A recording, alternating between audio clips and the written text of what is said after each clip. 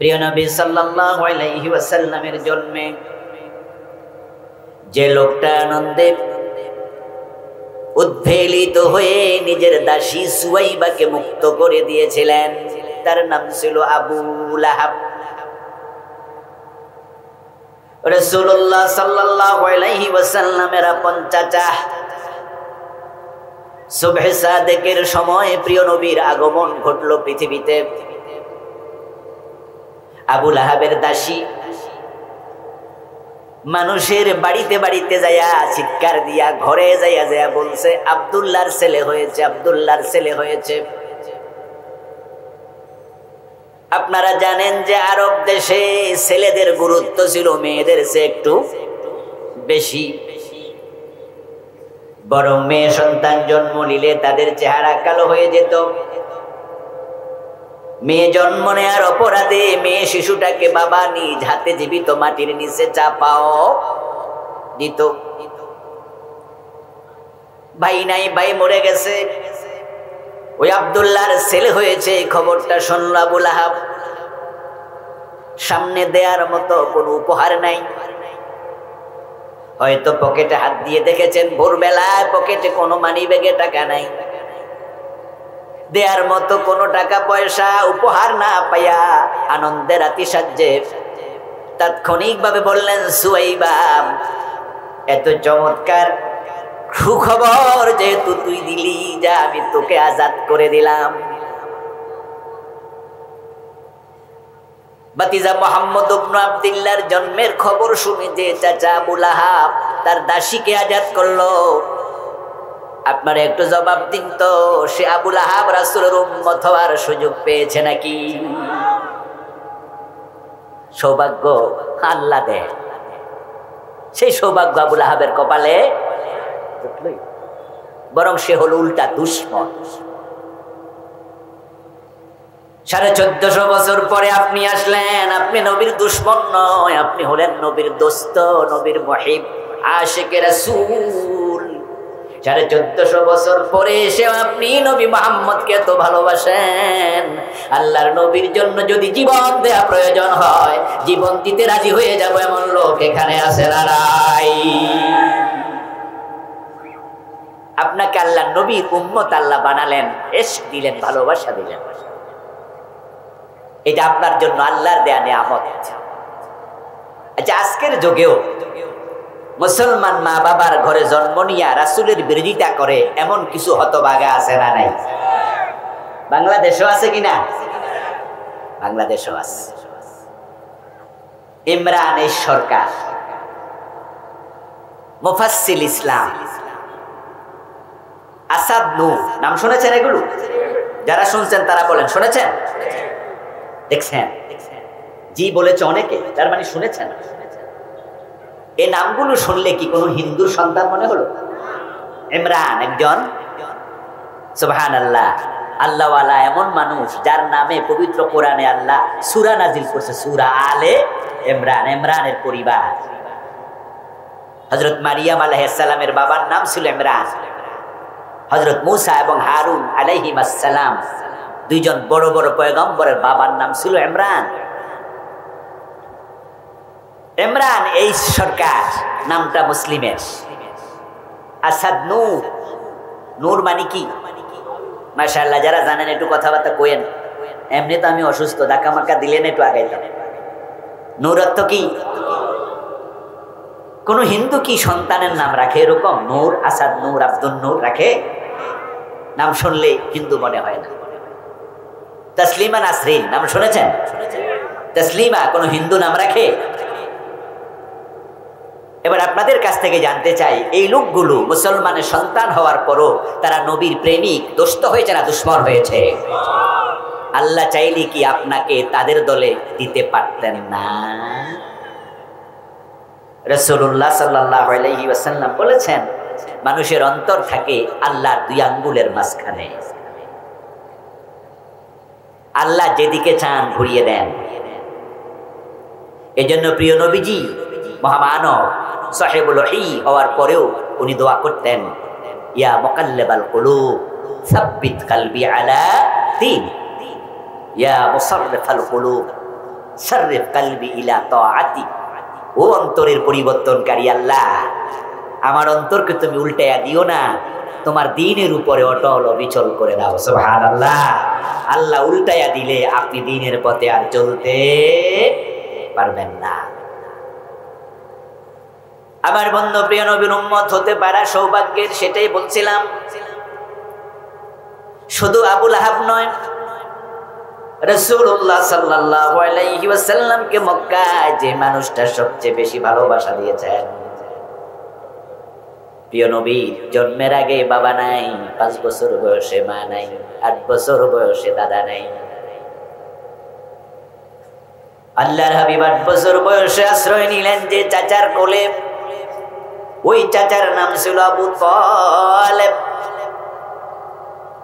রাসূলুল্লাহ সাল্লাল্লাহু আলাইহি ওয়াসাল্লামকে কোলে পিঠে করে মানুষ করলেন যে লোকটা, প্রিয় নবীর বয়স যখন 50, তখন আবু তালেব ইন্তেকাল করে।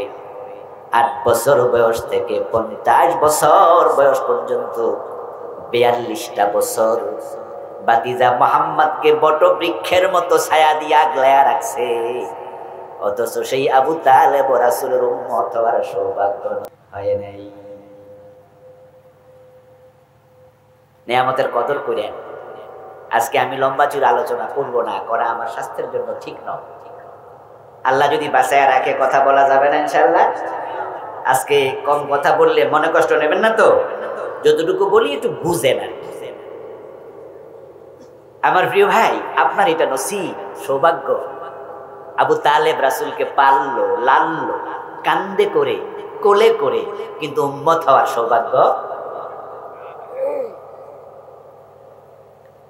বরং রাসূলুল্লাহ সাল্লাল্লাহু আলাইহি ওয়াসাল্লাম আবু তালেবকে ওনার ইন্তেকালের সময় বালিশের পাশে বসে বললেন, আম্মি লা ইলাহা ইল্লাল্লাহ আশহাদ লাকা বিহা ইনদাল্লাহ।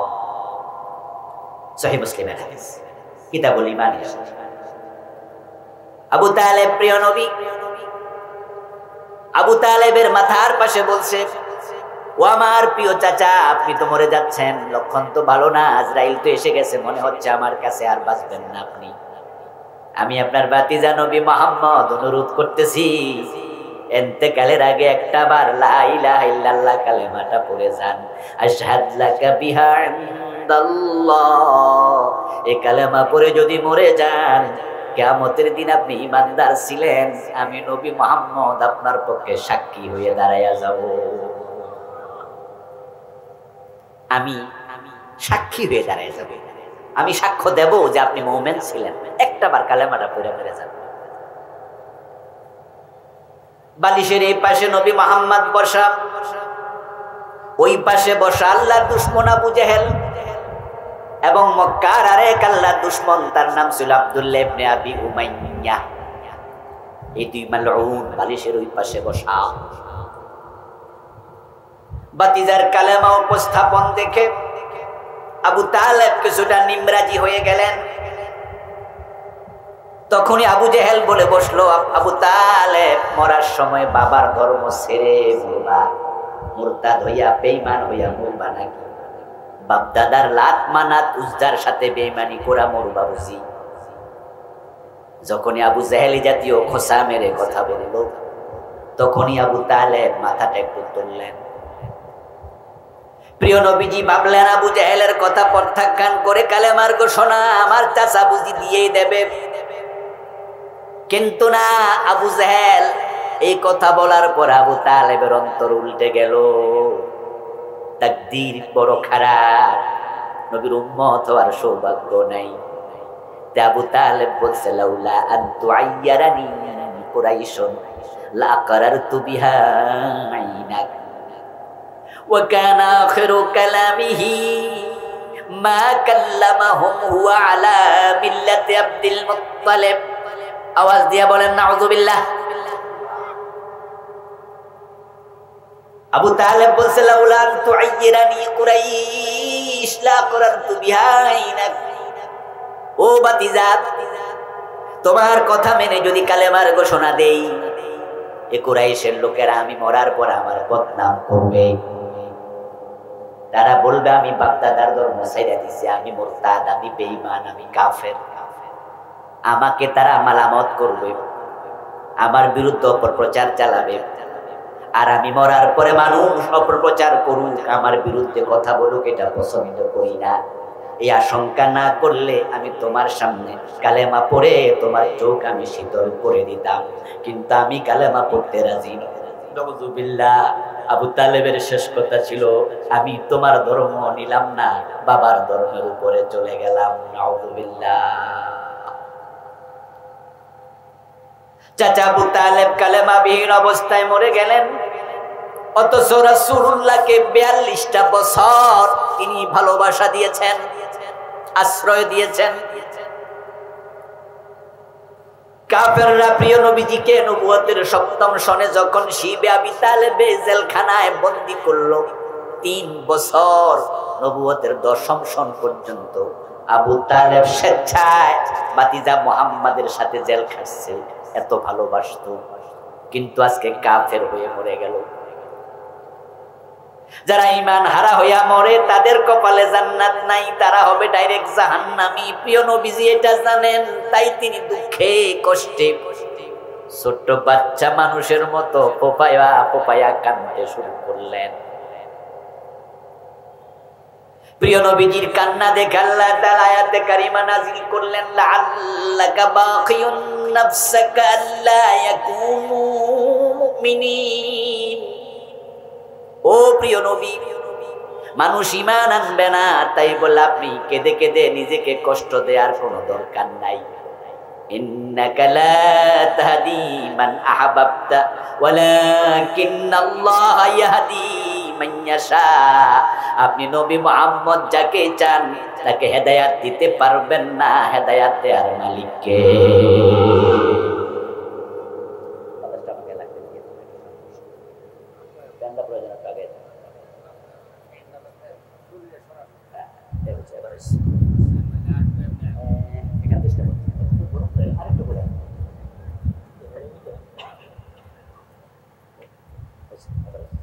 ভাই আর ধরেন না ভাই, প্লিজ বেশি ধরেন না। ইন্নাকা লা তাহদি মান আহবাবতা। আল্লাহ প্রিয় নবীজিকে সান্ত্বনা দিয়ে আয়াত নাযিল করলেন, নিশ্চয়ই আপনি যাকে চান তাকে হেদায়েত দিতে পারবেন না। চেষ্টা করেছেন কিন্তু পারেননি, কারণ হেদায়েত কার হাতে? জোরে বলেন না ভাইয়েরা, কার হাতে? আমরা প্রতিদিন হেদায়েত চাই কার কাছে? ইহদিনাস সিরাতাল মুস্তাকিম সিরাতাল্লাযীনা আন'আমতা আলাইহিম। আমার সাথে একটু আবার সবাই পড়ুন, ইহদিনাস সিরাতাল মুস্তাকিম সিরাতাল্লাযীনা আন'আমতা আলাইহিম গায়রিল মাগদুবি আলাইহিম ওয়ালাদ-দাল্লিন।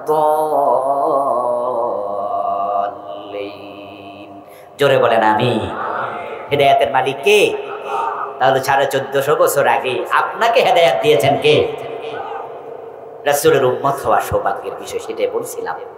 কি সৌভাগ্য? প্রিয় নবীজি বলছেন, যারা আমার উম্মত হবে। ফ্যানটা দেখছেন কোন দিকে বেড়েছে? এরকম হইলে ওয়াজ করবো কেন? ফ্যান ওইদিকে ফিরল কেন? নিজে নিজে। আচ্ছা, ফ্যান ফিরলে মাহফিল কমিটির একজন লাড়ি লিয়ে খারে তার ফ্যান আছে, ফিরলে ফিরতে না। যাই লাগুক, আমি তো ঠিক থাকা লাগবে।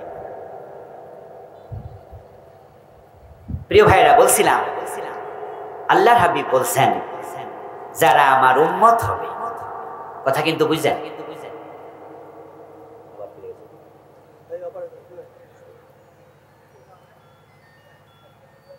তোমার ফ্যান আমার দিকে ফেরাও, ওইদিকে ফিরে যায় কেন?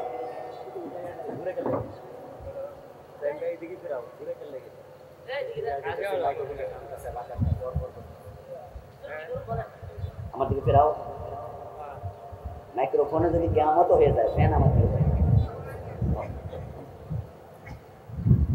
আমার প্রিয় ভাইয়েরা, বলছিলাম আল্লাহর হাবিবের উম্মত হওয়ার কি সৌভাগ্য।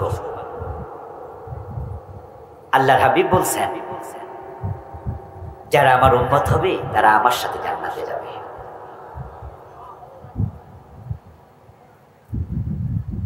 قال النبي صلى الله عليه وسلم أول من يحرق حلق الجنة فيقول الخازن من أنت فأقول محمد فيقول الخازن بك أمرت أن لا أفتح لأحد قبلك فأدخل الجنة ومعي فقراء المسلمين। আল্লাহর হাবিব বলছেন, আমি সব মানুষের আগে কিয়ামতের দিন আল্লাহর জান্নাতের দরজায় বসবো, জান্নাতে করাঘাত করব। দরজা আঘাত করার পরে ভিতর থেকে ফেরেশতা জিজ্ঞাসা করবে, কে? আমি পরিচয় দিয়ে বলবো, আনা মুহাম্মদ সাল্লাল্লাহু আলাইহি ওয়াসাল্লাম। আমার পরিচয় শুনে ফেরেশতা জান্নাতের দরজা খুলবে। দরজা খুলে বলবে, বিকা উমিরতু আল্লাহ আফতাহ লি আহাদিন ক্বাবলাক। আদিষ্ট হয়েছিলাম, আল্লাহ আদেশ করেছিলেন আপনার আগে যেন কারো জন্য জান্নাতের দরজা খুলে না দেই। আমার জন্য সব মানুষের আগে জান্নাতের দরজা খোলা হবে। ফায়াদখুলুল জান্নাহ ওয়া মাই ফুকারাউল মুসলিমিন। তখন আমি সবার আগে জান্নাতে ঢুকবো। একানই আমার সাথে গরিব উম্মত গুলাও ঢুকবে। অন্য অন্য নবীরা এখনো জান্নাতে ঢোকেনি, উম্মতে মুহাম্মাদি ঢুকে গেল। অন্য নবীরা তাদের উম্মত নিয়ে পরে আসবে। এই যে আমরা অন্য অন্য নবীর আগে জান্নাতে যাওয়ার চান্স পেলাম, সুযোগটা আল্লাহ করে দিলেন, এটা কি আমাদের কৃতিত্ব না রাসূলুল্লাহর কৃতিত্ব? ইয়েস, উনার সঙ্গী হতে পারা এটা আমাদের সৌভাগ্য। রাস্তায় যখন ধুলাবালি থাকে তখন এটা মূল্যহীন, কিন্তু স্বর্ণ দোকানে যখন স্বর্ণ কিনতে যান, যে নেকলেসটা সাজায়া রাখে, গলার চেইনটা সাজায়া রাখে, জলীয় বাষ্প থেকে বাতাসের সাথে ওই নেকলেসের গায়ে কি ধুলিকণা লাগে না? কি মনে হয়? কথা বলেন, লাগে? কিন্তু সেটা ছোট হওয়ার কারণে খালি চোখে দেখা যায় না। আচ্ছা, আপনারা যারা স্বর্ণ অলংকার কিনেন, তারা কি স্বর্ণের দোকানে যাইয়া স্বর্ণের নেকলেস কেনার সময় এটা কি পানিতে চুবাইয়া কিনেন? আমরা বলি যে ভাই এই নেকলেসটা কত, এটা বড়ি কত, বলে এটার বড়ি 1 লাখ টাকা। ওকে, ওজন করেন, পছন্দ হয়েছে দেন। এটা পানিতে চুবাইয়া ধুলাবালি মুক্ত করা হয় না।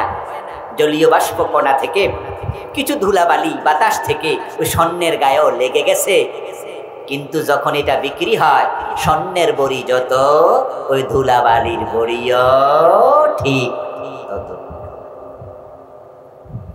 1 লাখ টাকা বড়ি কল্পনা করা যায়? এটা ধুলাবালির কৃতিত্ব নয়, কৃতিত্ব হলো স্বর্ণের তার গায়ে লেগেছে। তাই আমার সামনে যারা আছেন অধিকাংশ আমরা কৃষকের সন্তান। আমরা যখন ধানের সাথে যেই চিটা হয় এটা আমরা আলাদা করে ফেলি, তখন এটার মন কেউ ওজনে কিনে না, এটা হয় ডাস্টবিনের ময়লা, এটা ফেলে দেয়, অথবা এটা দিয়ে আগুন জ্বালানো হয়, লাকড়ি হয়, এটা মন হিসাবে মানুষ কিনতে চায় না।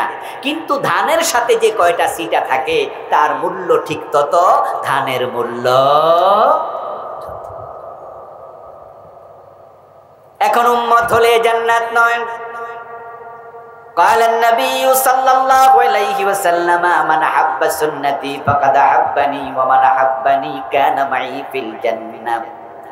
প্রিয় নবীজি বলেছেন, শোনো, তোমরা যারা আমি নবীকে পাওয়ার পরে আমার জীবন আছাড় ফলো করবে, আমার সুন্নাহকে ভালোবাসবে, আমার সুন্নাহর আলোকে জীবন সাজাবে, ফাকাদ আহাব্বানি, প্রমাণ হবে সে আমি নবী মুহাম্মদকে ভালোবাসে। ওয়া মান আহাব্বানি কানা মাই ফিল জান্নাহ, যে আমার জীবন আচার ফলো করে সুন্নাহর আলোকে জীবন সাজাবে, সে জান্নাত আমি নবীর সাথে ঢুকবে। রাসূলুল্লাহ সাল্লাল্লাহু আলাইহি ওয়াসাল্লামকে নবী হিসাবে পাওয়ার পরেও যেই লোকটা জান্নাতে ঢুকতে পারলো না, সে হতভাগা।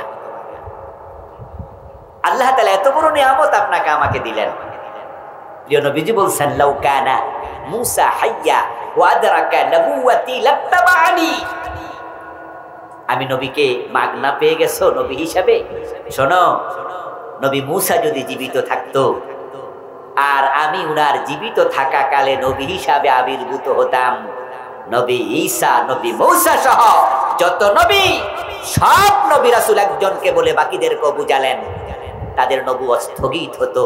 তোমাদের মতো উম্মত হয়ে তারাও আমাকে অনুসরণ করত। প্রিয় নবীজিকে নবী হিসাবে পাওয়ার পরও অনুসরণ করছে না, এমন লোকের সংখ্যা সমাজে কম না বেশি? আজকের মাহফিলে টাকনুর নিচে কাপড় পরে বসে আছেন, মাহফিলে আসার সময় টাকনুর নিচে আপনার পাজামা, প্যান্ট, লুঙ্গিটা ছিল। ঠিক মাহফিল থেকে যাওয়ার সময় টাকনুর নিচেই কাপড়টা থাকবে, এমন শ্রোতা আছে না নাই? যে মাহফিলে যদি থাকে তাহলে মাহফিলে যারা আসে নাই তারার খবর কি? আজকের মাহফিলে আসার সময় বিড়ি টানতে টানতে আইছে, আবার মাহফিল প্যান্ডেল থেকে বাহির হওয়ার সাথে সাথে আরেকটা ধরাইবে, বাড়ি পর্যন্ত বিড়ি টানতে টানতে যাবে, এমন শ্রোতা আছে না নাই? তো মাহফিলে যদি থাকে বাহিরের খবর কি? নিজের স্ত্রীটা পর্দায় চলে না, নিজের মেয়েটা বোরকা পরে কলেজে যায় না, এমন শ্রোতা আজকের মাহফিলে আসে না নাই? তো মাহফিলে যদি থাকে বাহিরের খবর কি? মানুষ বলে সুন্দর আলী যদি কালা হয়, কালামিয়ার খবর কি? এক বেটা নাকি ব্যাংকে যাইয়া চেক লিখছে, অফিসার চেক হাতে নিয়ে লেখে, চেকের মাঝে লেখা 10,000 টাকা নাই। তো অফিসার বলল, ভাইজান 10,000 টাকা নাই, এটা কি আবার, এটা কি লিখলেন, অ্যাকাউন্টে কি টাকা নাই? চেক প্রদানকারী ব্যক্তি বলে, না না, 10,000 টাকার চেয়ে বেশি আছে, 12-13,000 আছে। তো নাই লিখলেন কেন? তো কিছুক্ষণ আগে দেখছি আমার আগে যিনি দাঁড়ানো উনি লিখছে 1 লাখ টাকা মাত্র। তখন আমি বুঝলাম 1 লাখ যদি মাত্র হয় তাহলে 10,000 কি? যদি আপনার স্ত্রী বেপরদায় চলে, আপনার মেয়ে বেপরদায় চলে, আপনি সিগারেট পান করেন, আপনি টাকনুর নিচে কাপড় রাখেন, আপনি দাড়ি কামান, তাহলে রাসূলের সাথে আপনার জীবনের মিল না অমিল? উম্মত দাবি করে কোনো লাভ? قال النبي صلى الله عليه وسلم كل امتي يدخلون الجنه الا من ابى।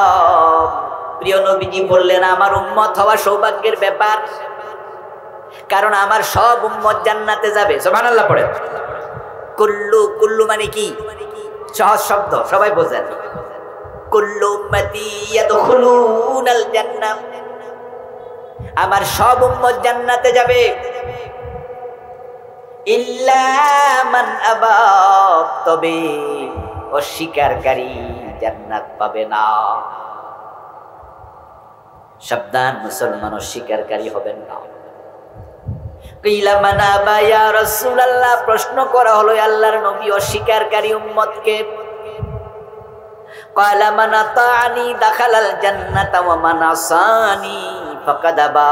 প্রিয় নবী ব্যাখ্যা দিলেন, যে ব্যক্তি আমার জীবন অনুসরণ করে তার জীবন সাজাবে, সে আমাকে অনুসরণকারী জান্নাতে যাবে।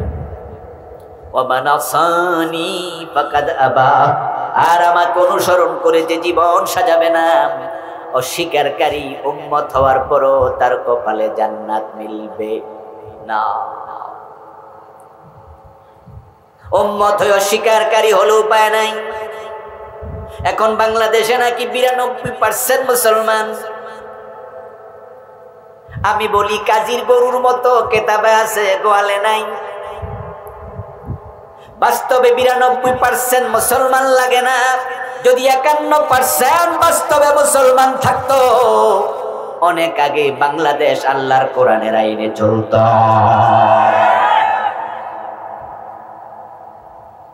কাগজে আছে, বাস্তবে নাই। এই যে আমার হাতে একটা কাগজ, এখানে যদি আমি লিখি পোয়াকার বা নরসিকান্নি, উচ্চারণ কি হবে? কিন্তু কাগজটা ভিজবে। যদি লিখি সরাইয়া গরু সুগার বুদন্তান্ন, উচ্চারণ কি হবে? কাগজটা পূর্বে লিখলাম, ভিজলো না, কারণ বাস্তবে পানি নাই, লিখাই আছে মাত্র। আগুন লিখেছি, পুরলো না, কারণ বাস্তবে আগুন নাই, লিখা আছে মাত্র। ভোটার লিস্টিতে 92% মুসলমান, অথচ সংসদে কোরআন নাই, সচিবালয়ে কোরআন নাই, বঙ্গভবন কোরআন দিয়ে চলে না, গণভবন চলে না, মন্ত্রণালয় চলে না, শিক্ষানীতিতে কোরআন নাই, সংস্কৃতিতে কোরআন নাই।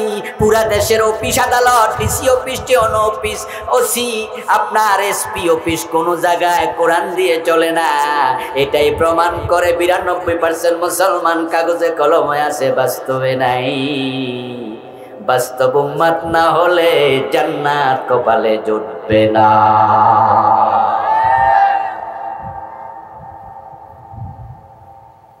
আল কাইয়িসু মান দানা নাফসাহু ওয়া আমিলা লিমা বাদাল মাউত। প্রিয় নবীজি সাল্লাল্লাহু আলাইহি ওয়াসাল্লাম বলেছেন, দুনিয়ার সবচেয়ে চালাক হলো সে মানুষ যে আত্মসমালোচনা করতে জানে।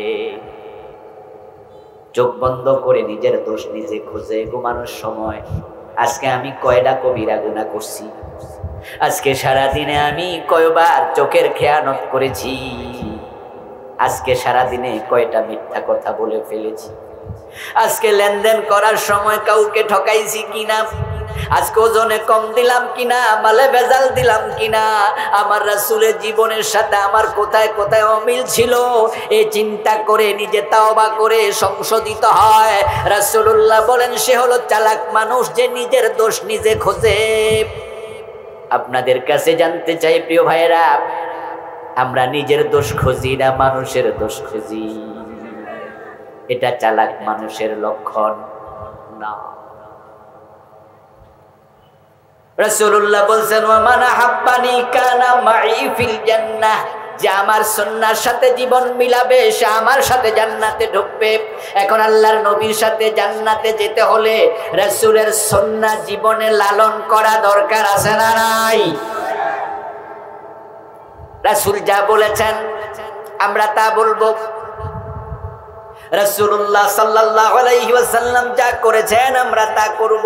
তিনি যখন যেভাবে যা করেছেন বলেছেন আমরা তাই করব। আর এটা করলে আপনি ইসলামের উপরে টিকে থাকতে পারবেন। কারণ আল্লাহর নবী ওহির বাহিরে বলেন নাই, ওহির বাহিরে চলেন নাই, ওহির বাহিরে তিনি চিন্তা ভাবনাটাও করেন নাই। এই জন্য রাসূলুল্লাহ বিদায় হজের দিন প্রায় ১.৫ লক্ষ সাহাবীর সামনে বলেছিলেন, তারাকতু ফীকুম আমরাইন লান তাদিল্লু মা তামাসসাকতুম বিহিমা কিতাবাল্লাহি ওয়া সুন্নতি। আমি নবী মুহাম্মদ চলে যাব। বিদায় হজের ভাষণে তিনি বলেছিলেন, এই দিনে এই মাঠে তোমাদের সাথে পৃথিবীতে আমার হয়তো আর সাক্ষাৎ হবে না, তবে তোমাদের কাছে আমি দুটি জিনিস রেখে গেলাম, যতদিন আঁকড়াইয়া ধরবা পথ হারা হবা না।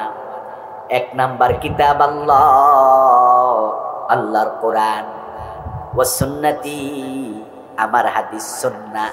এই দুইটা আঁকড়াইয়া ধরলেই তোমরা আল্লাহর জান্নাত পর্যন্ত পৌঁছে যাবে। কিন্তু বাংলাদেশ এমন এক দেশের নাম যে দেশটা কিতাব দিয়েও চলে না, সুন্নাহ দিয়েও চলে না। আল্লাহ আমাদেরকে এবার একটা সুযোগ দিয়েছে ৫৩ বছর পরে। আলহামদুলিল্লাহ, এই সুযোগ যদি আমরা কাজে লাগাতে পারি, আগামী সংবিধান আল্লাহর কোরআন হবে।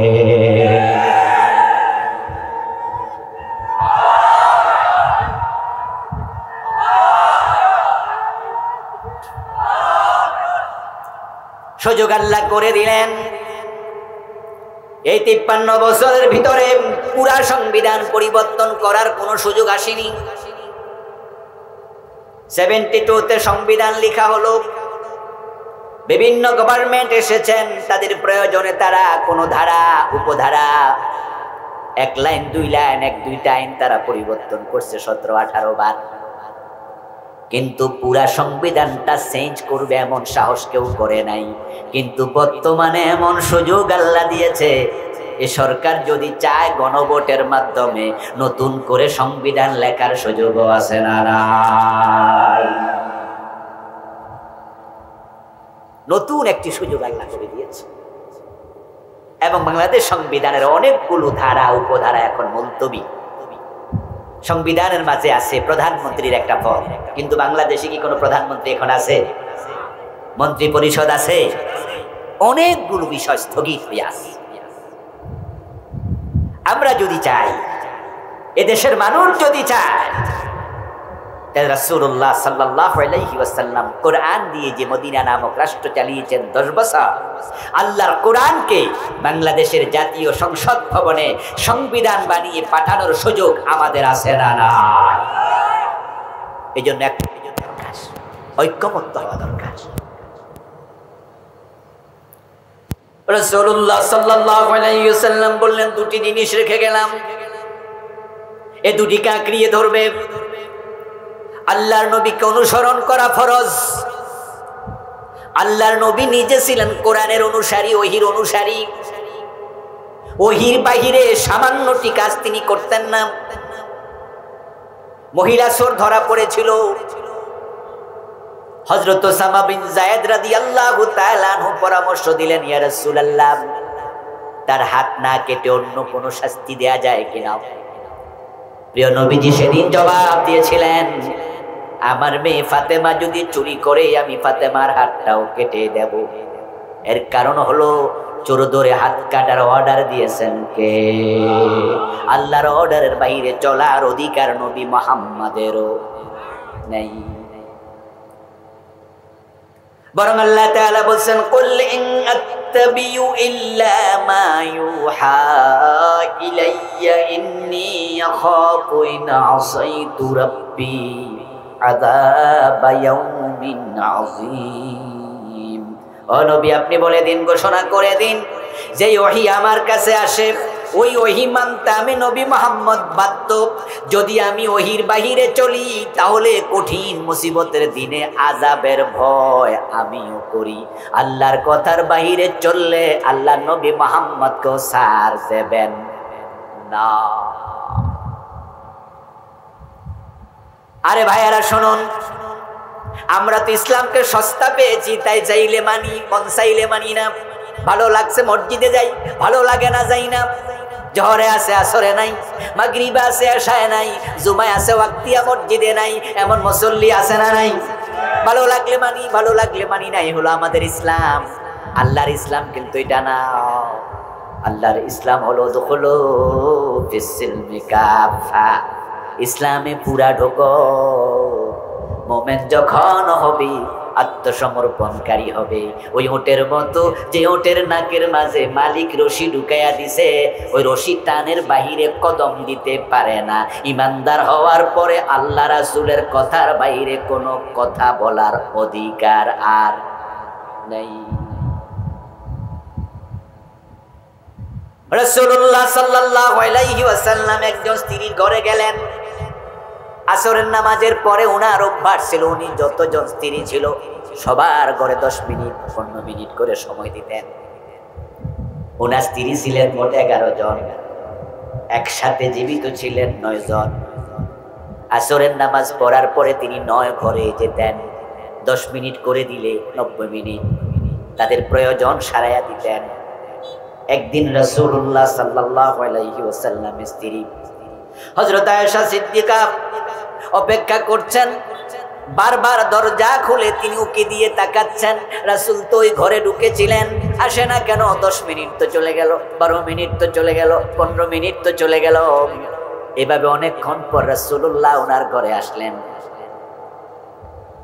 অপেক্ষা করতে করতে এক পর্যায়ে হযরত ওমরের মেয়ে হাফসা রাদিয়াল্লাহু তাআলা আনহাকে বলেন, হাফসা, ওই ঘরে যে রাসূল ঢুকলো, বাইর হয় না কেন? ঘটনা কি? আমরা তো আজকে ঠইকা যাবো, সঙ্গ কম পামু, সময় কম দেবে, ওই ঘরে কি আজকে কেন বাইর হয় না রাসূল? হাফসা রাদিয়াল্লাহু তাআলা আনহা বলে, কারণ আছে। গতকালকে দেখছি ওই ঘরে রাসূলের যে স্ত্রী, তার কাছে ওমরকে মধু হাদিয়া পাঠাইছে, আর রাসূল তো মধু বড় পছন্দ করে, এজন্য মধুও খায়। মজার মজার কথাও কি কয় না, মধু খাইতেছে আর মজার মজার গল্প চলছে। হযরত আয়েশা বলে, তাই বুঝি, তাহলে তো সমস্যা। আগামীকালকেও তো মধু খাবে, তাহলে কালকেও তো গল্প সেখানে বেশি হবে।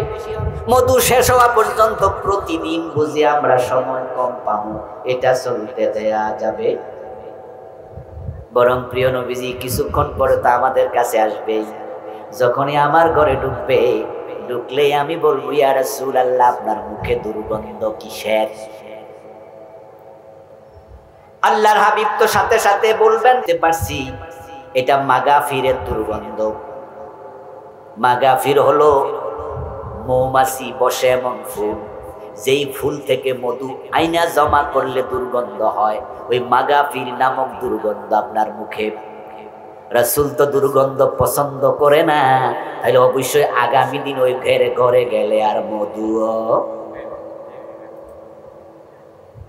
আমি এটা বলবো, তারপরে আমার সাথে গল্প করে তোমার ঘরে যখন যাবে, তুমিও একই কথা বলবা, হুজুর আপনার মুখে তো দুর্গন্ধ। তো রাসূলুল্লাহ যদি বলে মধু খাইছি, আপনিও বলবেন, তুমিও বলবা মাগাফিরের দুর্গন্ধ। তাহলে দুইজন যদি একই কথা বলি, তাহলে কথাটা রাসূল সত্যই মনে করবে আগামীকাল, আর আমরা সময় কম থেকে পাবো না, বঞ্চিত হব না। দুইজন মিলে একটু কৌশল করলেন, যদি এই কৌশলটা সুন্দর কৌশল ছিল না, কিন্তু রাসূলের প্রতি এটা ভালোবাসার বহিঃপ্রকাশ বটে। সহিহ বুখারীর রিওয়ায়াত শোনাচ্ছি। ঠিক তারা দুইজন পরিকল্পনা করলো, করে তারা রাসূলুল্লাহ আসার পরে এই কথাই বলল। আল্লাহর হাবিব বললেন, আয়েশা বলো কি? মাগাফি। ঠিক আছে, আর মধু খাবো না। হাফসার গলে গেলেন। হাফসা রাদিয়াল্লাহু তাআলা আনহা বললেন, মুখে দুর্গন্ধ, মাগাফির। রাসূল বলেন, ঠিক আছে, আল্লাহর কসম আমি আর মধুই খাবো না। আপনাদের কাছে আমি এবার জানবো, আজ বোঝেন কিনা দেখি, বাড়ি পর্যন্ত নিতেই হইব। মধু কি রাসূলের পছন্দনীয় না অপছন্দনীয়? আল্লাহর হাবিবের জন্য মধু পান করা হালাল না হারাম? পছন্দের জিনিস, ভালোবাসার জিনিস, হালাল জিনিস। কিন্তু রাসূল যখন বললেন, আল্লাহর কসম আমি আর মধু পান করব না, এখন মধু খাওয়া কি জায়েজ হবে? কসম না ভাঙ্গা যাবে? যখনই প্রিয় নবী কসম করলেন, আরশে আজিম থেকে আল্লাহ আয়াত নাজিল করে দিলেন, লৌহে মাহফুজ থেকে পাঠায়া দিলেন, লিমা তুহাররিমু মা হাল্লাল্লাহু লাক। সূরা তাহরীমের প্রথম আয়াত। ও প্রিয় নবী, আমি আল্লাহ যেটা হালাল বানাইছি, কসম কইরা সেটা হারাম বানানোর অধিকার আপনারে দিল কে? রাসূলের ইসলামটা আমি বুঝাইতে গিয়ে উদাহরণটা, হাদিসটা আনলাম। আমাদের ইসলাম তো হলো, মন চাইছে মসজিদে গেলাম, মন চাইছে আর গেলাম। মহিলা চোর ধরা পড়ছিল, আমি সেখান থেকে আসতেছিলাম, রাসূল বলে, আমার মেয়ে ফাতেমা চুরি করলে হাত কেটে দেব। কারণ চোর ধরে হাত কাটার আদেশ দিয়েছেন কে? জোরে বলেন কে? রাসূল বলে, আমার মেয়েকে ছাড় দেব না। এবার আপনাদের কাছে আমি প্রশ্ন করতে চাই, 53 বছর বাংলাদেশে চোরের হাত কাটছেন কয়দিন? এদেশে চোর নাই, তো হাত কাটলেন না। এই যে আপনি কাটলেন না, আল্লাহর আইনের বাহিরে চলে গেলেন। যে রাসূলের জীবনের সাথে, আল্লাহর বিধানের সাথে জীবন মিলাবে না, সে রাসূলের সাথে জান্নাতে যাবে কেমনে? ও প্রিয় নবী, লিমা তুহাররিমু মা হাল্লাল্লাহু লাক। আপনার জন্য আল্লাহ মধু হালাল বানাইছে, আপনি হারাম করলেন কেন? কসম করলেন কেন? এই আয়াতের মাঝে আছে ধমকি, তিরস্কার। প্রিয় নবীকে আল্লাহ প্রশ্ন করছে, এই প্রশ্নের উত্তর জানার জন্য না, আল ইস্তিফহাম লিতাওবীখ। বালাগাতের ভাষায় বলে, এই প্রশ্নটা হলো তিরস্কার করার জন্য। এটা কেন করলেন? এটা করা ঠিক হয়নি। রাসূলুল্লাহ সাল্লাল্লাহু আলাইহি ওয়াসাল্লামের সাথে সাথে কসমের কাফারা দিলেন, গোলাম আজাদ করে দিলেন। তারপরে আবার বললেন, কে আসো, আমার একটু মধু দাও, আমি মধু খাই, আমার আল্লাহ আমার উপর রাগ করছে। এবার আপনাদের কাছে আরেকটা বিষয় জানবো, যারা বোঝেন তারা জবাব দিয়েন, মধু খাওয়া হালাল নাকি মধু খাওয়া ফরজ? আজকে মধু না খাইছি এমন লোক এখানে নাই। আজকে কি সবে মধু খাইছি তাই বলে কি ফরজ লঙ্ঘন হয়েছে? এটা হালাল, না খাইলে গুনাহ নাই। এটা হালাল জিনিস, এটা ফরজ জিনিস না। আল্লাহর হালালকে যদি আপনি হারাম বানান আল্লাহ রাগ করে। চোর ধরে হাত কাটা এটা কি হালালের মতো মাসালা না ফরজ? এটা মানলেন না কেন? 53 বছর তো চলে গেল।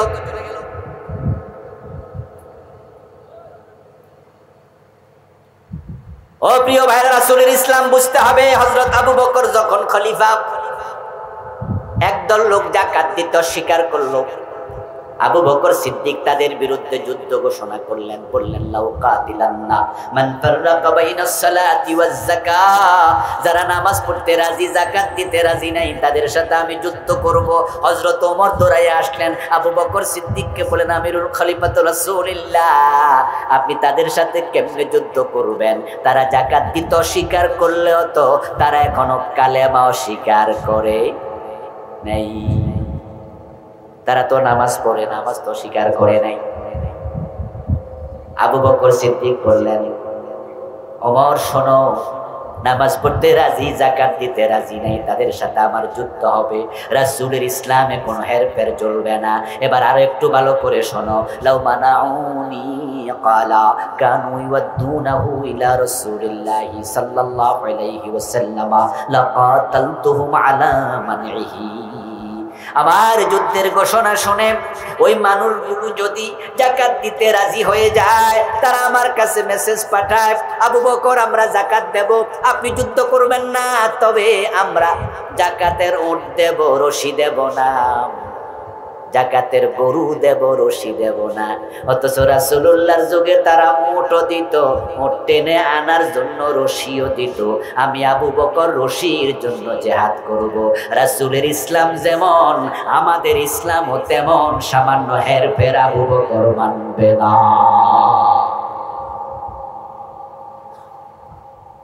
এই হলো আবু বকরের ইসলাম। আর এই বাংলাদেশে আমরা 53 বছর কাটাইয়া দিলাম। চোর ধরে হাত কাটে না, ডাকাত ধরে শুলে দেয় না, জেনা করলে পাথর মারে না, মদ পান করলে 80 বেদ দেয় না। আল্লাহর বক্তব্য ছিল লাহুল খালকু ওয়াল আমর, সৃষ্টি যার আইন চলবে শুধুই তার। নবী মুহাম্মদ 10টা বছর, আবু বকর, ওমর, ওসমান, আলী রাদিয়াল্লাহু তাআলা 30 বছর, 40 বছর যে কোরআন হাদিস দিয়া দেশ চালাইছে। বাংলাদেশের 53 বছরে সে বাংলা একদিনও কোরআন হাদিস দিয়ে চলে নাই। আমাদের কোনো টেনশনও নাই। এতে বোঝা যায় রাসূলুল্লাহর আদর্শের সাথে আমাদের আদর্শের মিল না অমিল। অমিল থাকলে জান্নাত পাবেন কেমনে?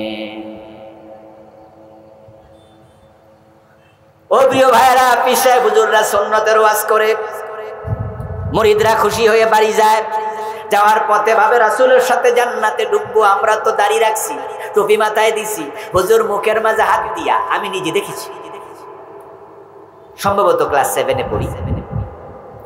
সিনার পীর সাহেব হুজুর এসেছে আমাদের কুমিল্লার নাঙ্গলকোট নামক একটা জায়গা আছে, থানা, মৌকরা মাদ্রাসা। তো হুজুরের মাহফিলে গেলাম ছাত্র জীবনে। হুজুরের সাথে ঘরে সাক্ষাৎ করতে গিয়ে দেখি লোকজন হুজুরের কাছে বিভিন্ন রকমের হাদিয়া তোহফা দিচ্ছে, মুসাফা করছে, দোয়া নিচ্ছে। আমার সামনে এক ভদ্রলোক হুজুরের হাতে 100 টাকা বা 500 টাকার একটা নোট দিল হাদিয়া। আমি ছোট মানুষ, আমি পাশে বসে আছি। হুজুর তার হাদিয়াটা হাতে নিলেন, নিয়ে এটা তার হাতে আবার হাতটা টেনে এনে ফিরিয়ে দিলেন। মুখের মাঝে হাত দিয়ে বললেন, আপনি আগে দাড়ি রাখেন, পরের বার হাদিয়া নিয়ে আসলে আমি এটা কবুল করব। এই টাকাটা আপনার কাছে রেখে দিলাম, দাড়ি সহ আসবেন। হুজুরের সেই নসিহাটা আমার আজ পর্যন্ত মনে আছে। এই দাড়ি মুখে রেখে আমরা মনে করি সুন্নাহ আমল করেছি, টুপি মাথায় দিয়ে মনে করি সুন্নাহ আমল করেছি। আলহামদুলিল্লাহ, তাবলীগে এক সিল্লা দেওয়ার পরে দেখেন যে কত আল্লাহর বান্দা দাড়ি রেখে দেয়, মাথায় টুপি পরে। এই মসজিদ, এই মাহফিলে আজকে যারা আছেন সুন্নাহর ওয়াজ শুনে আপনারা অনেকেই খুশি হবেন, যাক আমার ভিতরে সুন্নাহ আছে। কিন্তু আমি এক জায়গায় প্রশ্ন রাখতে চাই, প্রিয় ভাইয়েরা, রাসূলুল্লাহর সুন্নাহ কি টুপি, দাড়ি, পাজামা, পাঞ্জাবি এখানে শেষ না আরো আছে? এখন আমাদের ঝামেলা হয়েছে, আমরা ইসলামকে নিজের সুবিধা মতো ভাগ করছি। যেই নবী মুখে দাঁড়িয়ে রাখছে তিনি কোরআন দিয়ে দেশ চালাইছে, যেই নবী মাথায় টুপি মাথায় দিয়েছে সে নবী জিহাদের মাঠে তলোয়ার হাতে নিয়ে ঝাঁপিয়ে পড়েছে, ঠিক কিনা? এখন জেহাদের ওয়াজ শুনলাম না কোন জঙ্গি। আরে বিগত স্বৈরাচার সরকারের আমলে শুধু জেহাদের ওয়াজ করার কারণে কত ইমাম সাহেবের চাকরি চলে গেছে। জেহাদের কথা বলাতে জঙ্গির মামলা খাইছে কত আলেম, কত আলেম। মুফতি জসিমউদ্দিন রহমানী নাম শুনেছেন? হাফেজাহুল্লাহ 12 বছরের মতো জেলখানায় ছিল। এই তো গত কয়দিন আগে ছাড়া পাইছে বিপ্লবের পরে। কি অপরাধ ছিল? জিহাদের পক্ষে কথা বলেছেন। এটা মসজিদের খতিব ছিলেন, ঢাকা শহরে একটি মসজিদের খতিব ছিলেন।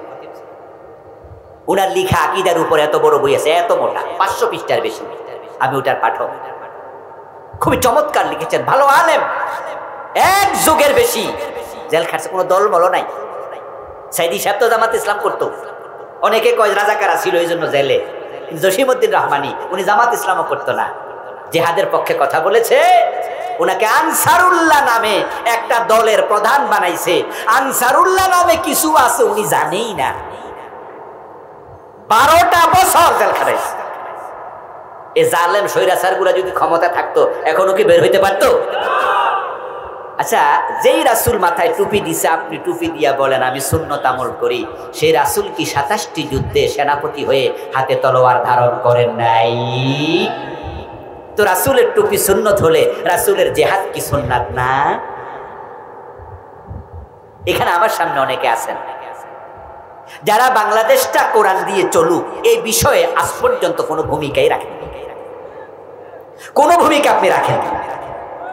বরং যারা এই দেশটা সংবিধান দিয়ে, এই যে নতুন যে সংবিধান চলমান আছে ধর্মনিরপেক্ষ সংবিধান, এটা দিয়ে 53 বছর চালাইছে, তাদেরকে ভোট দিয়েছেন, তাদের কর্মী হয়েছেন, তাদের পক্ষে মিছিল করেছেন, কোরআনের পক্ষে একটা কথা বলেননি। আপনার মুখে দাঁড়িয়ে আছে, আপনি মুখে দাঁড়িয়ে রেখে বলছেন আমি রাসূলের সুন্নাহ মানি। আপনার বিবেকের কাছে আমি প্রশ্ন করতে চাই, রাসূল যদি মুখে দাঁড়িয়ে রাখলে এটা সুন্নাহ হয়, রাসূল কোরআন দিয়ে দেশ চালাইছে, এটা কি সুন্নাহ নয়? তাহলে রাসূলের সুন্নাহকে আপনি 2 ভাগে ভাগ করলেন, এই অধিকার আপনাকে কে দিল? প্রিয় ভাইয়ের, আসুন না জান্নাত পর্যন্ত আমরা পৌঁছি। আল্লাহর জান্নাতের পথ থেকে যেন সরে না যাই। কে কবে ডাক এসে যায় চলে যাই বলা যায় না, তো আমাদের যাওয়াটা যেন রাসূলের সুন্নাহর উপরে হয়, এই জন্য বদ্ধপরিকর হওয়া দরকার আছে না নাই? ব্যক্তি জীবন থেকে আন্তর্জাতিক বলয় পর্যন্ত, পাকঘর থেকে সংসদ ভবন পর্যন্ত, জীবনের বটম থেকে টপ লেভেল পর্যন্ত, যেখানে আপনি থাকবেন সেখানে সুন্নাহ থাকবে। এখন কোনটা কোনটা সুন্নাহ এটা জানার জন্য সুন্নাহ লেখা আছে এমন কিছু সিরতের কিতাব পড়া দরকার। রাসূলুল্লাহ সাল্লাল্লাহু আলাইহি সাল্লামের জন্মের এই মাসে আজকের এই সিরাতুন নবী সাল্লাল্লাহু আলাইহি সাল্লাম তাফসীরে মাহফিল থেকে একটা সিদ্ধান্ত নিয়ে দয়া করে বাড়ি যাবেন, যারা প্রিয় নবীজির জীবনীর উপরে একটি বই এখনো পড়ে শেষ করেননি, আপনাকে বলবো একটি বই আপনি আগামীকাল পরশু কিনেন। আর রাহিকুল মাখতুম নামে একটি চমৎকার ইতিহাসের কিতাব আছে, আল্লামা সফিউর রহমান মুবারকপুরী রাহিমাহুল্লাহ লিখেছেন। মদিনা বিশ্ববিদ্যালয়ের তিনি শিক্ষক ছিলেন, আমাদের ভারতের মানুষ। উনার লেখা বইটি বাংলায় অনুবাদ হয়েছে, চমৎকার বই। আপনারা এটা অর্ডার দেবেন, কিনবেন, প্রথম থেকে শেষ পর্যন্ত পড়া, শেষ না হলে থামবেন না। 2 মাস লাগুক, 3 মাস লাগুক, প্রিয় নবীর জীবনীর উপরে একটা বই শেষ না করে থামবেন না। যারা পড়েননি এ সিদ্ধান্ত নিতে রাজি আছেন না নাই? একটা বই পড়ুন, একটা। মানবতার বন্ধু মুহাম্মদুর রাসূলুল্লাহ সাল্লাল্লাহু আলাইহি সাল্লাম পড়েছি, সিরাতে সরওয়ারে আলম পড়েছি, সিরাত ইবনে হিশাম পড়েছি, আর রাহিকুল মাখতুম পড়েছি। সম্ভবত ক্লাস 9-এ থাকতেই বিশ্বনবী গোলাম মোস্তফার লিখা বিশ্বনবীটা ফার্স্ট টু লাস্ট পড়েছি। আমরা যদি 10টা 12টা 15টা রাসূলের সিরত পড়তে পারি, আমি রাসূলের উম্মত, আপনিও তো উম্মত, একটা কমপক্ষে পড়া দরকার আছে না? একটা পড়বেন। সিদ্ধান্ত নেন যে একটা বই পড়তে, একটা বই। আল্লাহর হাবিবের জীবনাচার জানার জন্য হাদিসের একটি কিতাব শেষ করুন, কমপক্ষে একটি, তবে সেটা মেশকাত হলে সবচেয়ে ভালো। কারণ মিশকাতুল মাসাবি হচ্ছে হাদিসের এনসাইক্লোপিডিয়ার মধ্যে। এই কিতাবের মাঝে বুখারী, মুসলিম সহ সিয়াসিত্তা এবং তার বাহিরের অসংখ্য কিতাব থেকে মানুষের জীবনে প্রয়োজনীয় যতগুলো অধ্যায় আছে মিশকাতুল মাসাবির লেখক প্রায় সবগুলো একসাথে এনেছে। এবং এখানে বাংলা অনুবাদ এভেলেবেল বাংলাদেশে পাওয়া যায়। আপনি মিশকাতটা কিনে ফেলবেন, 5-6 খণ্ড, 1 খণ্ড করে করে 5টা করে 6টা করে প্রতিদিন পড়ুন। 1 বছর 2 বছরে শেষ হবে। রাসূলের জীবন চরিত্র জানবেন, আমল করা সহজ হবে। আর যারা রাসূলুল্লাহকে অনুসরণ করবে রাসূলের সাথে জান্নাত পাবে। রাসূলের সাথে যারা জান্নাতে যাবে আল্লাহ আমাদের সকলকে তাদের অন্তর্ভুক্ত করুন বলি আমিন।